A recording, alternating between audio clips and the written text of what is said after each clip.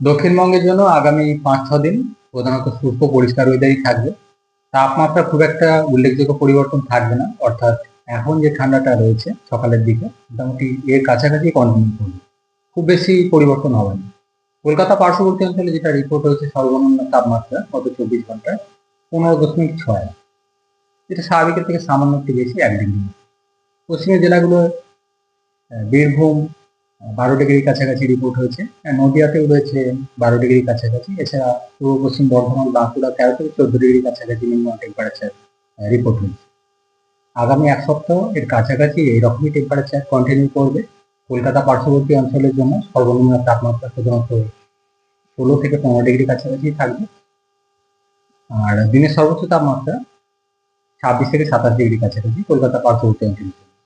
অন্যান্য জেলাগুলোতেও অর্থাৎ যেরকম এখন ঠান্ডা রয়েছে সকালের দিকটায় এইটাই চলবে, খুব বেশি পরিবর্তন তাপমাত্রা হবে না। সকালের দিকে কোথাও কোথাও হালকা ধরনের কুয়াশা থাকবে দু এক জায়গায়, খুব উল্লেখযোগ্য কিছু না।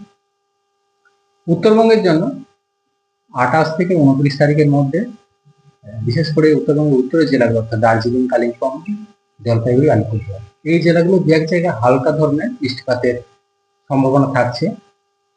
এই সাথে দার্জিলিং এর পাহাড়ি এলাকায় দু এক জায়গায় তুষারপাতের সম্ভাবনা রয়েছে ২৮ থেকে ২৯ তারিখের মধ্যে। অন্যান্য জেলাগুলো শুষ্ক এবং পরিষ্কার ওয়েদারই থাকবে।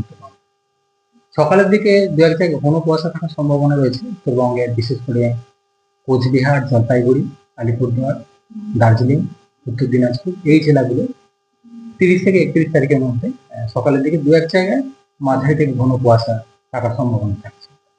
তাপমাত্রার খুব বেশি পরিবর্তন উত্তরবঙ্গের জন্য থাকবে না, যেটা গত ২৪ ঘন্টায় রিপোর্ট হয়েছে। মিনিমাম টেম্পারেচার দার্জিলিং এর পাহাড় এলাকায় ৪ ডিগ্রির কাছাকাছি, জলপাইগুড়ি, কোচবিহার, আলিপুরদুয়ার ১১ থেকে ১২ ডিগ্রির কাছাকাছি মিনিমাম টেম্পারেচার রিপোর্ট হয়েছে। খুব বেশি পরিবর্তন তাপমাত্রা থাকবে না উত্তরবঙ্গে। দিনের তাপমাত্রা কি আর কোনোদিন মানে কমার কোনো? কলকাতা পার্শ্ববর্তী অঞ্চলের জন্য দিনের সর্বোচ্চ তাপমাত্রা ২৬ থেকে ২৭ ডিগ্রির কাছাকাছি থাকবে, যেটা এই সময় যেটা স্বাভাবিক থাকে কলকাতার পার্শ্ববর্তী অঞ্চলের জন্য তার কাছাকাছি রয়েছে, খুব বেশি নেই, এবং এটাই কন্টিনিউ করবে আগামী ১ সপ্তাহ।